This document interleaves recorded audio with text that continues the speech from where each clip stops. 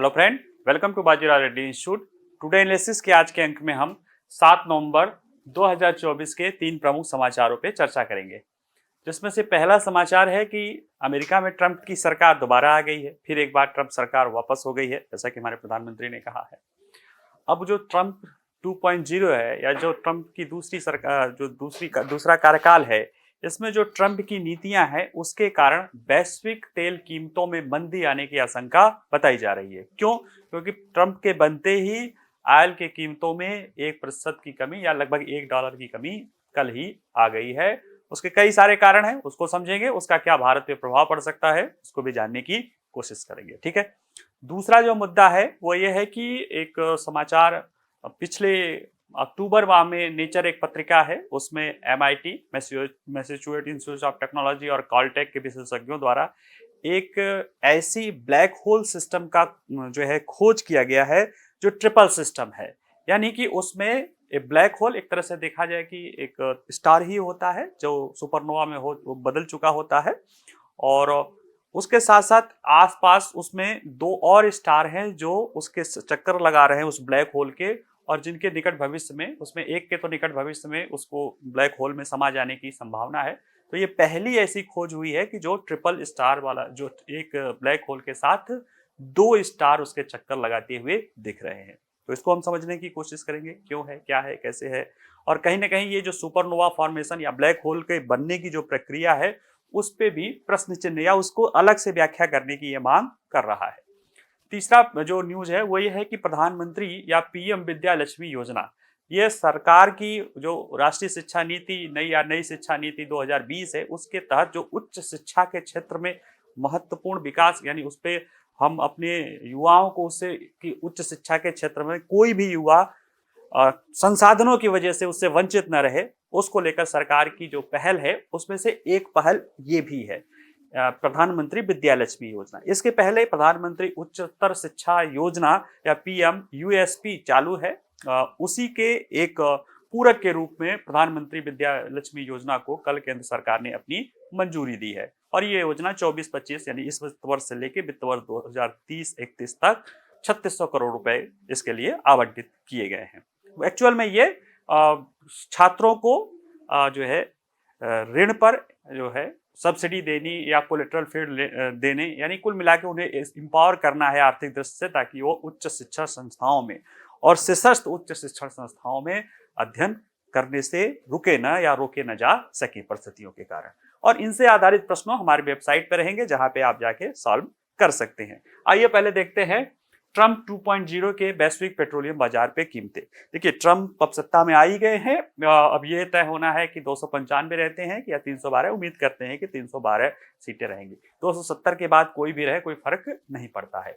साथ ही में देखा गया है कि वो पिछली बार की अपेक्षा ज्यादा ताकतवर बन के आए हैं, क्योंकि अमेरिका की जो चेक एंड बैलेंस प्रणाली है, जिसमें विधायिका, कार्यपालिका और न्यायपालिका एक दूसरे को चेक और बैलेंस करने का काम करते हैं, उसमें विधायिका के उच्च सदन सेनेट में भी उनका बहुमत हो गया है, और हाउस ऑफ कॉमन्स में भी उनके बहुमत जो है, यानी उनके होने की संभावना दिखाई दे रही है। इस तरह से वो विधायिका पर भी उनकी अच्छी पकड़ रहेगी, और कार्यपालिका में तो अच्छे बहुमत से चुने ही गए हैं, जिससे ट्रंप अपनी नीतियों को, जो उनकी नीतियां हैं व्यापार को लेकर, दुनिया को लेकर, वो अपनी नीतियों को और अधिक कड़ाई से लागू कर सकते हैं, जिसका प्रभाव कहीं ना कहीं वैश्विक तेल कीमतों पर पड़ेगा। जैसे कि कल ट्रंप की जीतने की खबर आई है, वैसे ही तेल की कीमतों में $1 की कमी दिखाई दे गई है, या लगभग $1 की कमी दिखाई दे गई है। और विशेषज्ञ कह रहे हैं कि यह और कम होता जाएगा। हालांकि जो कमी दिखाई गई है उसमें डॉलर की कीमतों में वृद्धि के कारण अन्य मुद्राओं के रूप में उसकी कमी के रूप में दिखाई दे रही है, लेकिन उसके साथ साथ कुछ और भी नीतियां हैं ट्रंप की, जैसे कि उनके द्वारा हाइड्रोकार्बन पर बल, या अपने यहाँ पे जो पेट्रोलियम या हाइड्रोकार्बन है उसके उत्पादन को बढ़ावा देना है। रूस पे जो सैंक्शन लगे हुए हैं उसके कम होने की संभावना है।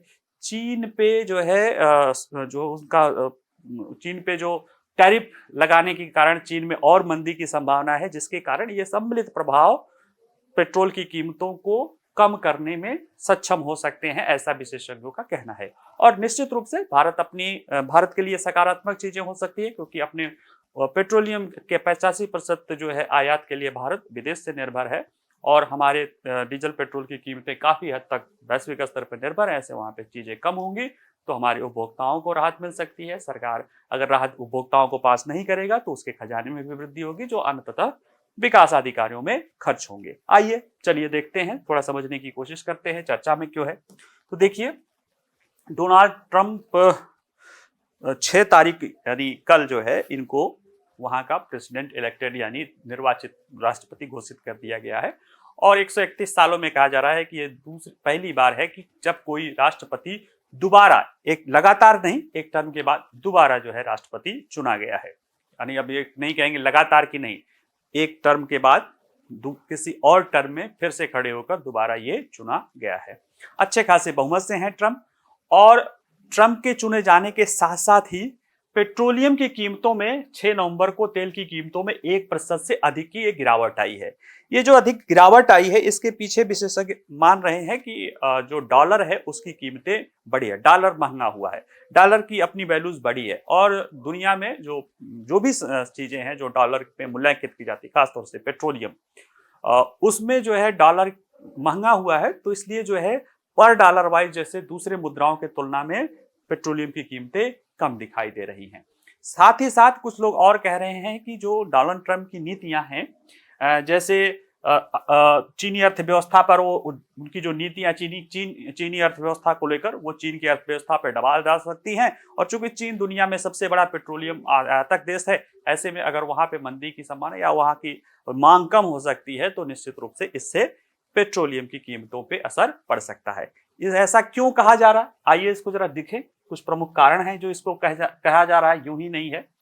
देखिए कि ऐसा क्यों कहा जा रहा है। तो देखिए, ऊर्जा क्षेत्र के विशेषज्ञों का मानना है कि ट्रंप के सत्ता में आने से पहला तो ये होगा कि वैश्विक स्तर पर रूसी तेल की मुक्त आवाजाही हो सकती है। अभी क्या है कि बिडेन शासन के दौरान रूस के साथ अमेरिका के संबंध ऑल टाइम लो हैं, मतलब अब इससे लो नहीं हो सकते हैं, शीत युद्ध के दौरान भले स्थितियों को छोड़ दिया जाए। और उसके कारण कहीं ना कहीं रूस का तेल फ्री मार्केट में उस तरह से फ्री फ्लोट होके नहीं आ रहा है, जिसके कारण तेल की कीमतें, देखिए तेल की कीमतें मार्केट पर प्रभावित होता है। ज्यादा उत्पादन होगा तो कीमतें कम होंगी, ज्यादा डिमांड होगा तो कीमतें ज्यादा हो जाएंगी, डिमांड ज्यादा होगा उसके साथ उत्पादन बढ़ जाएगा तो कीमतें कम हो जाएंगी, डिमांड कम होगा उत्पादन कम हो जाएगा तो कीमतें बढ़ जाएंगी। तो ये सारी चीजें कहीं ना कहीं मार्केट के साथ, और जो उत्पादक हैं वो उसमें अपना खेल करते रहते हैं ओपेक और ओपेक प्लस के जरिए, कि अगर उनको मांग कीमतें कम होने शुरू होगी। अभी 3 नवंबर को ओपेक प्लस ने ये कहा है कि वो अगले 24 दिसंबर 2024 मतलब दिसंबर 2024 तक उत्पादन नहीं बढ़ाएंगे, क्योंकि उनको लग रहा है कि डिमांड कम हो रही, तो एक लेवल पे वो अपना तेल रखना चाहते हैं। लेकिन ट्रंप चूंकि रूस के साथ उन्होंने जैसे चुनाव प्रचार के दौरान कहा है कि वो आते ही वो जल्द यूक्रेन युद्ध को बंद कर देंगे। जब यूक्रेन युद्ध समाप्त हो जाएगा, अगर यूक्रेन रूस के साथ समझौता हो जाता है तो वैसे भी रूस पे बहुत प्रतिबंधों का कोई बहुत महत्व नहीं रह जाएगा, तो जो रूस का तेल है वो आसानी से मार्केट में आ सकता है। तो पहला कारण तो ये दिखाई दे रहा है। दूसरा कारण देख रहा है कि अमेरिकी राष्ट्रपति हैं, अब वो जो अपना भाषण दे रहे थे तो कह रहे थे उसके, हालांकि उसके प्रचार के पहले वो ड्रिल बेबी ड्रिल यानी कि पेट्रोलियम के ड्रिल करने के बारे में कह रहे थे। डेमोक्रेट्स या जो बिडेन और उनकी शासन प्रशासन व्यवस्था थी वो कहीं ना कहीं इन्वायरमेंटलिस्ट अप्रोच रखती थी, जिसके कारण वो हाइड्रोकार्बन से दूर जा रहे थे।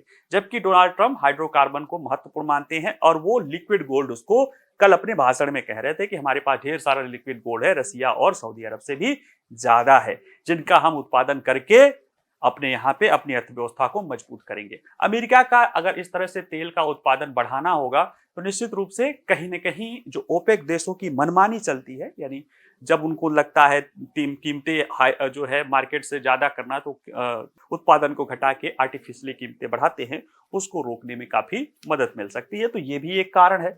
तीसरा जो कारण लोग बता रहे हैं वो ये है कि अगर वो जो उनकी नीति है चीन को लेकर, कि चीन पे वो हाई टैरिफ लगाने की बात की जा रही है, जैसे वो कह रहे हैं कि दुनिया के लिए अन्य देशों में वो 20% लगाएंगे, अन्य देशों के सामानों के लिए चीन के सामानों के लिए 60% टैरिफ लगाएंगे। अगर वो उसको सख्ती से लागू करते हैं तो चीन दुनिया का जो है सबसे बड़ा तेल का आयातक है। अगर चीन में पहले से ही मंदी की स्थिति है और उसका सिर्फ एकमात्र सेक्टर जो चल रहा है वो मैन्युफैक्चरिंग और वो भी एक्सपोर्ट के कारण है, भी सब्सिडी पे वो मतलब चीन उसको चला रहा है। लेकिन अगर वो प्रभावित हो सकता है क्योंकि अमेरिका उसका सबसे बड़ा, बस सबसे बड़ा नहीं, बहुत बड़ा जो है उसका आयातक है। अगर वहां पे चीजें दिक्कत होती है चीन को, तो निश्चित रूप से चीन की यहाँ में मांग की कमी होगी। अब जब चीन के यहाँ की मांग की कमी होगी तो वैसे में वैश्विक स्तर पे जो है जो तेल की खरीदने वाले लोग कम हो सकते हैं, जिससे तेल की कीमतें जो है कहीं ना कहीं नकारात्मक रूप से प्रभावित हो सकती है, कम हो सकती है। साथ ही में अनेक गैर ओपेक देश हैं जहां पे तेल का उत्पादन बढ़ सकता है, जिससे भी तेल की कीमतें कम हो सकती हैं। अब अगर तेल की कीमतें कम होंगी तो इससे हाँ, अगर देखा जाए वैश्विक स्तर पे तो अस्थिर तेल की कीमतें रही हैं। पूरा 2024 वैश्विक स्तर पे अस्थिर तेल की कीमतों के लिए जाना जाता है। अप्रैल में $90 प्रति बैरल तक पहुंच गया था, जबकि सितंबर में एक दिन तो ये $69 के पिछले 3 सालों में सबसे लोवेस्ट स्तर पे पहुंच गया है। आज भी $70-72 या $72-75 के आसपास ये फ्लोट हो रहा है। और ऐसे में मॉर्गन स्टैनली एक संस्था वो कह रही है कि सितंबर माह में ही उसने कहा था, रिसर्च संस्था या इकोनॉमिक विंग, उसने कहा था कि आगे मंदी की स्थिति देखी जा रही है, यानी जो मांग है, पेट्रोलियम मांग है, उसमें कमी देखी जा रही है। उसमें कई सारे कारण हैं, जैसे चीन में मंदी की स्थिति है और चीन द्वारा अपने यहाँ पे बड़े पैमाने पे रिन्यूएबल एनर्जी के तरफ, ईवी की तरफ जो है बढ़ने के कारण भी वहां पे मांग की कम होने की संभावना देखी जा रही है। तो इन सब चीजों से अस्थिर कीमतें रही हैं। भारत पे क्या प्रभाव पड़ेगा? देखिए, भारत पे पेट्रोलियम के कम कीमतों का सकारात्मक प्रभाव पड़ेगा। क्यों? क्योंकि भारत पेट्रोलियम को लेकर, पेट्रोलियम और मतलब उसमें क्रूड ऑयल है, गैस है, एलएनजी है, ये सारी चीजों को लेकर थोड़ा सा जो है वैश्विक स्तर पे बड़ा संवेदनशील रहा है। क्यों संवेदनशील है? पहले तो हम शुद्ध आयातक हैं। शुद्ध आयातक मतलब कुछ हम निर्यात करते हैं लेकिन हम ज्यादातर आयात ही करते हैं, निर्यात की अपेक्षा कई गुना, तो शुद्ध आयातक हैं। इसमें भी कोई समस्या नहीं है।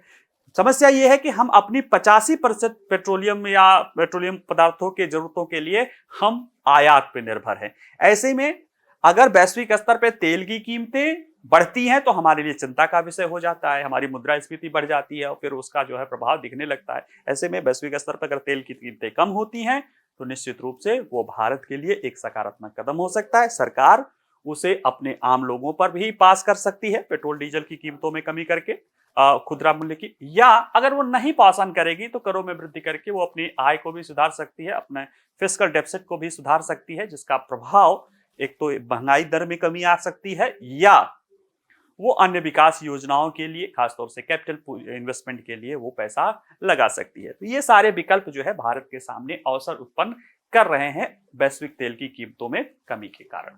एक और इसमें जो मांग आ रही है कि एक थोड़ा सा इसमें लोग कह रहे हैं कि डोनाल्ड ट्रंप द्वारा जो है ईरान को जो सख्ती बरतने की रुख है उसके कारण हो सकता है कि तेल की कीमतें बढ़ जाए।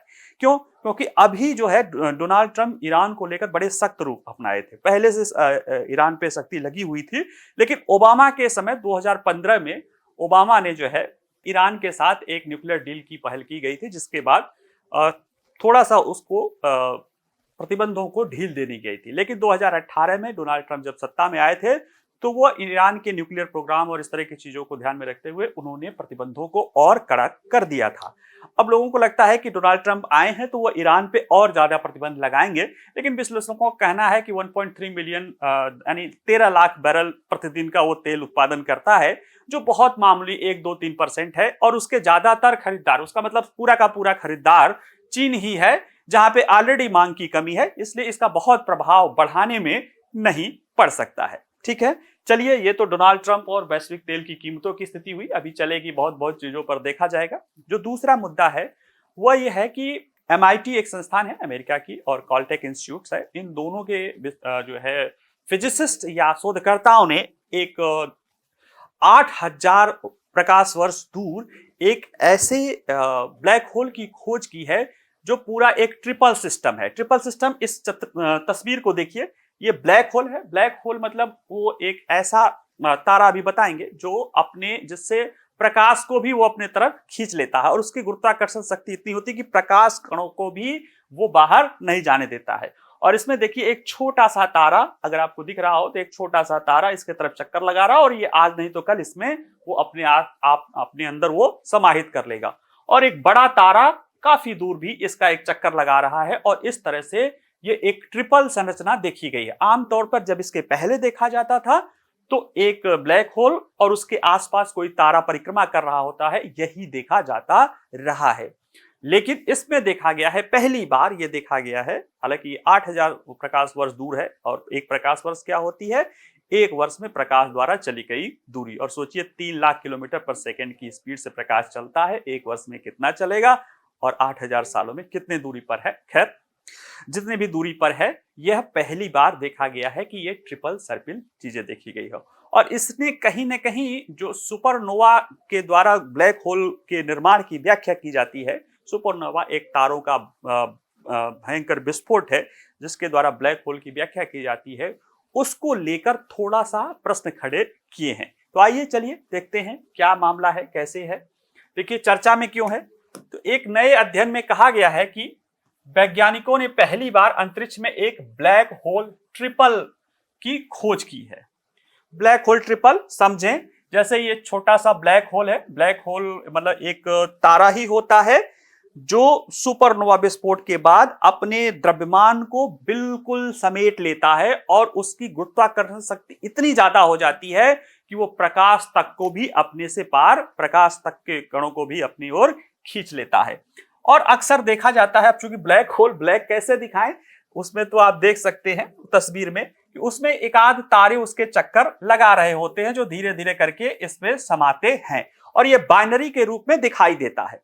लेकिन इस बार देखा गया है कि एक तारा यहाँ पे चक्कर लगा रहा है और एक तारा उसके दूर भी चक्कर लगा रहा है और एक तरह से देखा जाए तो ये ट्रिपल सिस्टम पहली बार देखा गया है। ये अध्ययन जो किया गया है ब्लैक होल लो मास एक्सरे बाइनरी V404 सिग्नी, ये पूरा इसका नाम है, एक विस्तृत ट्रिपल प्रणाली का हिस्सा है। V404 सिग्नी नाम दिया गया है इस ब्लैक होल को। यह एक ट्रिपल प्रणाली का हिस्सा है और यह अध्ययन किया है कैलिफोर्निया इंस्टीट्यूट ऑफ टेक्नोलॉजी जिसे काल्टेक बोलते हैं और मैसाचुसेट्स इंस्टीट्यूट ऑफ टेक्नोलॉजी जिसे MIT कहते हैं, इसके शोधकर्ताओं द्वारा किया गया है और अक्टूबर के लास्ट में यह नेचर पत्रिका में प्रकाशित किया गया था। कल या परसों न्यूज़पेपर में था तो उस समय दूसरे न्यूज थे, तो आज हमने कहा इसको पढ़ा देना जरूरी है क्योंकि दुनिया में पहली बार ये खोजा गया है। अगर हम इसको देखें कि इस प्रणाली में एक ब्लैक होल शामिल है जो अपने केंद्र में और वर्तमान में बहुत करीब घूम रहे तारों के निगलने की प्रक्रिया में, साथ ही में दूर पर एक और तारा है जो इसका चक्कर लगा रहा है। तो इस तरह से ये पूरे एक सिस्टम के रूप में दिखाई दे रहा है। अगर हम इसके बारे में देखें कि यह खोज ब्लैक होल के बनने की सामान्य प्रक्रिया से अलग है। देखिए 8000 प्रकाश वर्ष की दूरी पर स्थित इस प्रणाली V404 सिग्नी है की खोज ने ब्लैक होल बनने की प्रक्रिया पर सवाल उठाए हैं।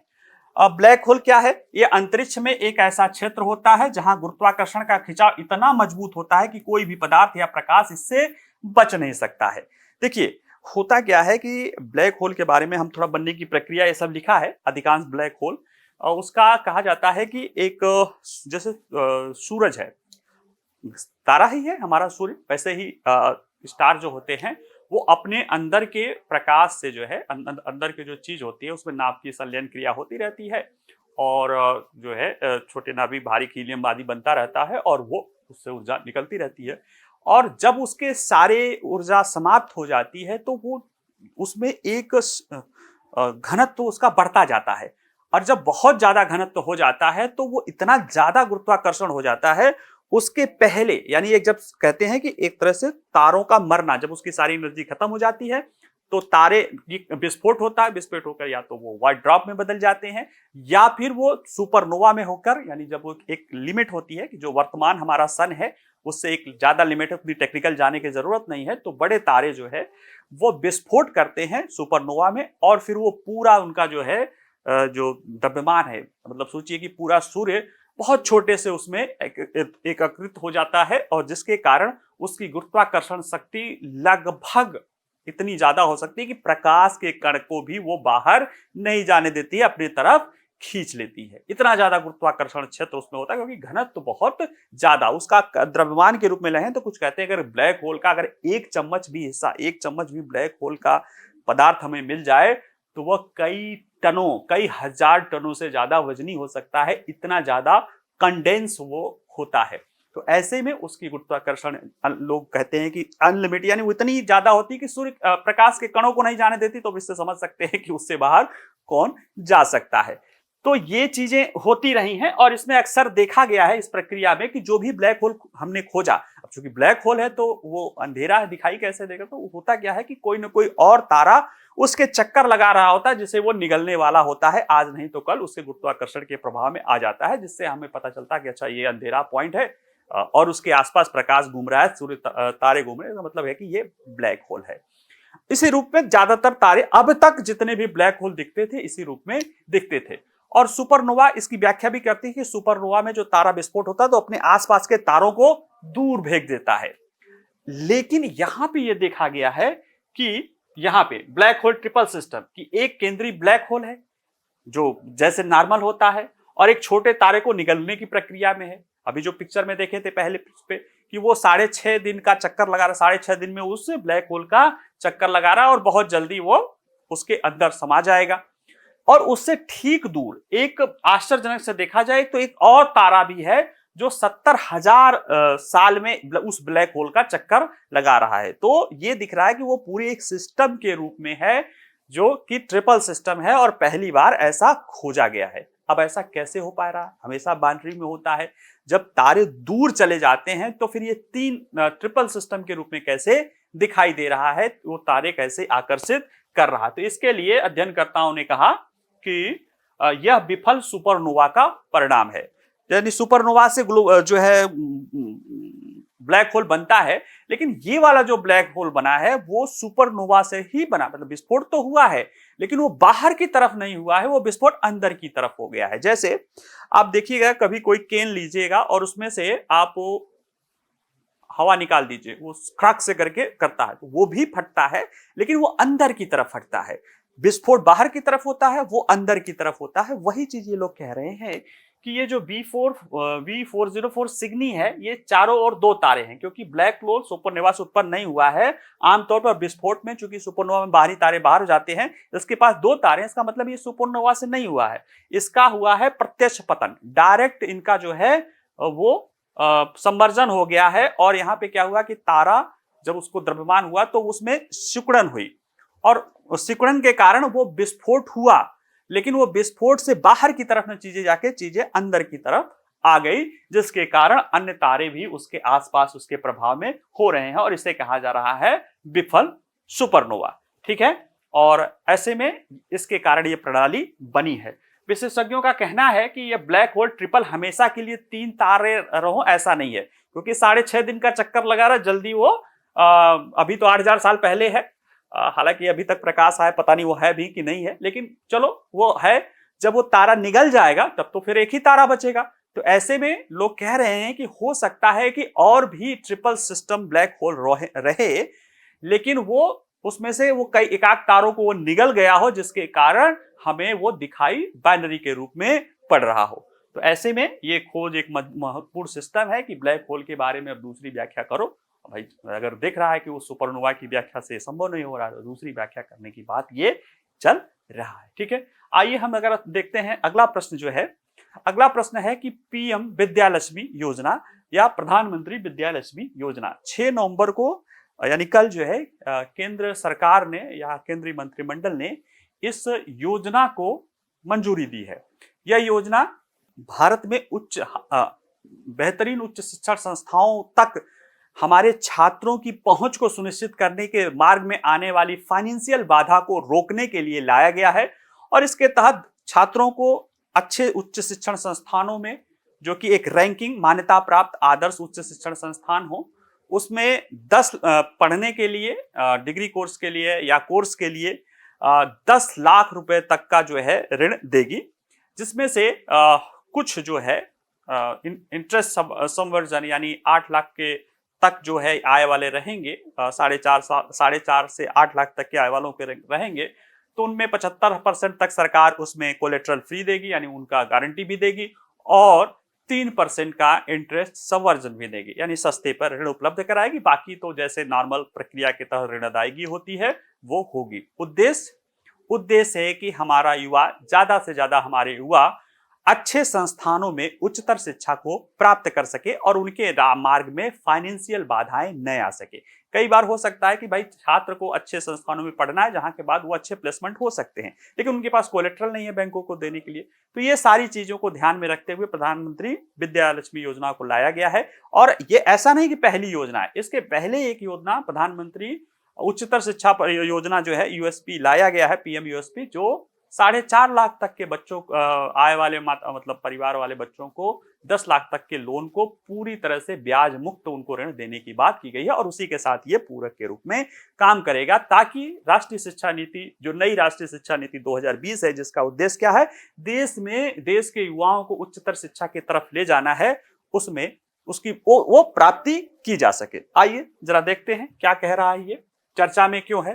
तो देखिए, भारत सरकार ने प्रधानमंत्री विद्या लक्ष्मी योजना को मंजूरी दे दी है। इसका उद्देश्य क्या है, यह सुनिश्चित करना कि वित्तीय बाधाओं के कारण कोई भी छात्र उच्च शिक्षा प्राप्त करने से वंचित न रह सके, हमारे होनहारों के रास्ते में फाइनेंशियल बाधाएं न आए। इसके लिए सरकार का ये पहल है प्रधानमंत्री विद्या लक्ष्मी योजना के तहत। इस योजना के तहत मेधावी छात्रों को उच्च शिक्षा के लिए 10 लाख रुपए तक का ऋण दिया जाएगा बैंकों के जरिए।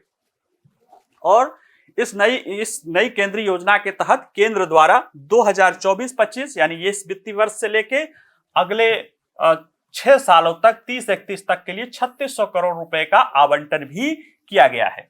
और यह योजना राष्ट्रीय शिक्षा नीति 2020 से उपजी एक प्रमुख पहल है, जिसका उद्देश्य सार्वजनिक और निजी उच्च शिक्षण संस्थानों दोनों में मेधावी छात्रों को वित्तीय सहायता प्रदान करना है। देखिए, हम लोग बार बार कहते हैं कि भारत दुनिया में सबसे युवा देश है, हमारे पास 65% की आबादी है, वर्किंग एज है और बहुत बड़ा युवा वर्ग है, लेकिन यानी डेमोग्राफिक डिविडेंड है। लेकिन डेमोग्राफिक डिविडेंड तभी होगा जब हम वर्तमान जरूरतों, आवश्यकताओं के अनुसार, खासतौर से मार्केट फोर्सेस या मैन्युफैक्चरिंग सेक्टर या जितने भी सेक्टर हैं, उनके अनुसार अपने को उच्च रूप से स्किल्ड और शिक्षित हो सकें।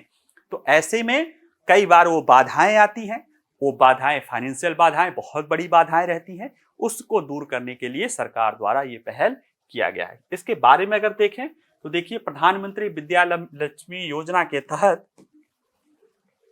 गुणवत्तापूर्ण सभी उच्च शिक्षण संस्थानों ने गुणवत्तापूर्ण उच्च शिक्षण संस्थानों में दाखिला लेने वाले छात्र ट्यूशन फीस, अन्य कोर्स से संबंधित खर्चों को कवर करने के लिए बैंकों और वित्तीय संस्थानों से बिना किसी जमानत के, बिना किसी गारंटी के ऋण ले सकते हैं। कहां से?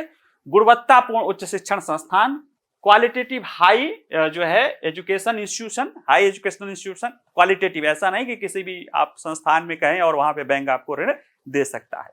इस योजना को उपयोगकर्ताओं के अनुकूल, पारदर्शी और पूरी तरह से डिजिटल प्रणाली के माध्यम से लागू किया जाएगा, जो इंटरऑपरेबल है, इस बैंक से उस बैंक तक कर सकते हैं। यानी इसमें एक हसल फ्री जो है, एक गुड गवर्नेंस के रूप में, हसल फ्री रूप में छात्रों के लिए उपलब्ध कराया जाएगा। इसके लिए जो है प्रयास भी सरकार किया है, भी आगे देखेंगे। यह मिशन उन्मुख दृष्टिकोण के माध्यम से देश के शीर्ष 860 प्रतिष्ठित उच्च शिक्षण संस्थाओं में प्रवेश करने योग्य छात्रों के लिए उपलब्ध होगा और इससे अनुमानतः 22 लाख छात्रों से अधिक छात्रों को लाभान्वित होगा। 24 से 31 के लिए बीच में, 30-31 के बीच में 3600 करोड़ रुपए के लिए अनुदान से है और कहा जा रहा है कि ऋण अनुदान से कम 7 लाख लोगों को फायदा होगा। यानी जो 3600 करोड़ रुपए है वो ऋण अनुदान के लिए है और उसमें 7 लाख लोगों को फायदा होने की उम्मीद है। बाकी जो 10 लाख तक के लिए है वो तो सरकार कोलेटरल फ्री देगी ही देगी। इस योजना की अन्य विशेषताओं के बारे में देखें तो इस कार्यक्रम में जो कहते हैं ना कि उच्च स्तर की जो उच्च शिक्षण संस्थाएं हैं, हाई यानी क्वालिटेटिव हाई एजुकेशन इंस्टीट्यूशन, वो कैसे निर्धारित होगा? तो देश में NIRF रैंकिंग प्रणाली है, उसके द्वारा निर्धारित उच्चतम गुणवत्ता वाले उच्च शिक्षण संस्थान पर ये लागू होगा। और उसमें कौन कौन से संस्थान शामिल होंगे? केंद्र सरकार के स्तर पे और निजी स्तर पे, यानी सार्वजनिक और निजी दोनों स्तर के उच्च शिक्षण संस्थान शामिल होंगे। जो सार्वजनिक स्तर के संस्थान होंगे उसमें केंद्र स्तर के उच्च शिक्षण संस्थान और राज्य स्तर के उच्च शिक्षण संस्थान भी और केंद्र प्रशासित उच्च शिक्षण संस्थान भी इसमें शामिल होंगे। भारत सरकार 7.5 लाख रुपए तक की ऋण राशि के लिए 75% तक क्रेडिट गारंटी भी प्रदान करेगी, जिसको बैंकों के लिए छात्र अपने कवरेज और सहायता का विस्तार करने में उसको मदद मिलेगी। यानी 7.5 लाख रुपए तक का लोन रहेगा, उसका 75% जो है भारत सरकार उसकी गारंटी उठाएगी। इस योजना के तहत 8 लाख रुपए तक की वार्षिक पारिवारिक आय वाले छात्र, 8 लाख रुपए तक के, उससे ज्यादा वालों को भी मिलेगी, लेकिन 8 लाख रुपए तक पारिवारिक आय वाले लोग छात्रों को 10 लाख रुपए तक के ऋण पर 3% का ब्याज छूट दी जाएगी। मान लीजिए जैसे बैंक ने 8% के ब्याज दर पे दिया, तो अगर आपकी इनकम 8 लाख रुपए तक है, आपके परिवार की इनकम 8 लाख रुपए तक ही है, तो आपको 5% देना पड़ेगा। ये आपको ऋण चुकाना पड़ेगा। जो ये 3% का आपको सब्सिडी मिलेगी सरकार के द्वारा, ये आपको ई वाउचर के रूप में मिलेगी या CBDC central bank digital currency, यानी जो आरबीआई की जो डिजिटल करेंसी या ई रुपीज के थ्रू है, वो आपके अकाउंट में आपको मिलेगी, जिसके माध्यम से आप ये भुगतान कर सकते हैं। उच्च शिक्षण विभाग इसके लिए जैसे हसल फ्री कर रहा है ना, कि छात्रों को काम ऋण लेने आदि में ज्यादा भाग दौड़ी न करनी पड़े, इसके लिए पीएम विद्यालक्ष्मी नामक एक समेकित पोर्टल शुरू कर रहा है, जहां पे छात्र आसानी से सभी बैंकों से शिक्षा ऋण और ब्याज अनुदान के लिए आवेदन कर सकते हैं। ये जो योजना है, ऐसा नहीं कि इस तरह की योजना पहली बार चली है, ये योजना पहले से एक योजना चल रही है, उसके पूरक के रूप में काम करेगी। तो ऐसे में प्रधानमंत्री विद्यालक्ष्मी योजना और प्रधानमंत्री यूएसपी क्या है, उच्चतर शिक्षा प्रोत्साहन योजना, ये पहले से चल रही है, उसके साथ ये पूरक के या कंप्लीमेंट्री के रूप में ये काम करेगी। देखा जाए तो इसका लक्ष्य, इन दोनों योजनाओं का लक्ष्य है कि भारत के युवाओं के लिए गुणवत्तापूर्ण उच्च शिक्षा तक पहुंच सुनिश्चित किया जाए। उच्च शिक्षा जो अभी इसके पहले की योजना चल रही है, वो चलती रहेगी, प्रधानमंत्री उच्चतर शिक्षा प्रोत्साहन योजना। इसमें 2 घटक हैं, केंद्रीय क्षेत्र ब्याज सब्सिडी दिया जाता है और शिक्षा ऋण के लिए ऋण गारंटी निधि, यानी 2 तरह, एक तो ब्याज सब्सिडी और ऋण गारंटी। देखिए विद्यालक्ष्मी में भी है, 7.5 लाख तक के ऋण वाले 8 जो है के लिए 75% जो है ऋण गारंटी है, और बाकी 8 लाख तक 8 लाख रुपए वार्षिक आय वालों तक के लिए 10 लाख के ऋण पे जो है क्या है, इंटरेस्ट सबवर्सन है। तो ये भी चल रहा है। ये योजना जो चलती है, प्रधानमंत्री उच्चतर शिक्षा प्रोत्साहन योजना, ये अभी तक केवल 4.5 लाख तक की वार्षिक आय वाले लोगों के लिए थी, कि अगर 4.5 लाख तक वार्षिक आय वाले हैं तो उन्हें जो भी ब्याज आ रहा था वो पूरा फ्री था, उसमें कोई ब्याज नहीं ले रही थी सरकार, वो अपनी तरफ से सब्सिडी दे रही थी। कहां पे, अनुमोदित संस्थानों में तकनीकी और व्यावसायिक पाठ्यक्रमों में अगर वो नामांकित हैं, तकनीकी और व्यावसायिक। इसमें क्या है कि तकनीकी व्यावसायिक के साथ साथ अन्य शिक्षण संस्थाओं में भी वो नामांकित हो सकते हैं। और बाकी जो इसमें 4.5 लाख तक का पूरा फ्री था, उसमें 8 लाख तक के जो ये तो चलती रहेगी, जो 8 लाख तक का जो है उसमें 3% की समर्थन और कोलेट्रल फ्री ऋण जो है उपलब्ध सरकार द्वारा 7.5 लाख तक के ऋण के लिए 75% कोलेट्रल सरकार द्वारा उपलब्ध कराएगा। और ये दोनों मिलके कहीं ना कहीं सभी योग्य छात्रों को, यानी जो मेधावी छात्र हैं, उनको गुणवत्तापूर्ण उच्च शिक्षण संस्थानों में उच्च शिक्षा और स्वीकृत उच्च शिक्षण संस्थानों में तकनीकी व्यावसायिक शिक्षा प्राप्त करने में मदद करेगी। यानी जो यूएमएसपी है, जो तकनीकी और व्यावसायिक शिक्षा थी, 4.5 लाख तक की आय वाले लोग, पारिवारिक आय वाले लोग बच्चों के लिए ही थी, उसमें वो तो चल ही रही है। उसके साथ ही साथ इसमें क्या है कि 8 लाख तक के लोगों जो है उसके लिए 3% सबवेंशन दिया गया है। 7.5 लाख तक का ऋण जो है उस पे जो है 75% तक गारंटी, मतलब कोलेट्रल गारंटी सरकार बैंक को देगी। और इसमें तकनीकी और व्यावसायिक पर हालांकि वरीयता दी जाएगी, उसके अतिरिक्त अन्य उच्च शिक्षण संस्थानों को भी इसमें शामिल किया गया है। और ये जो उच्च शिक्षण संस्थान शामिल होंगे वो काफी क्वालिटेटिव होंगे। इसमें जो रैंकिंग बताई गई है, जैसे एनआरआईएफ रैंकिंग है, तो उसमें जो केंद्र सरकार के या जो सार्वजनिक और निजी शिक्षण संस्थान हैं, वह केंद्रीय स्तर पे या बड़े भारत स्तर पे वो टॉप 100 की रैंकिंग होनी चाहिए, उसमें होंगे। और राज्य स्तर पे 100 से 200 तक की रैंकिंग वाले इस संस्थान इसमें शामिल होंगे।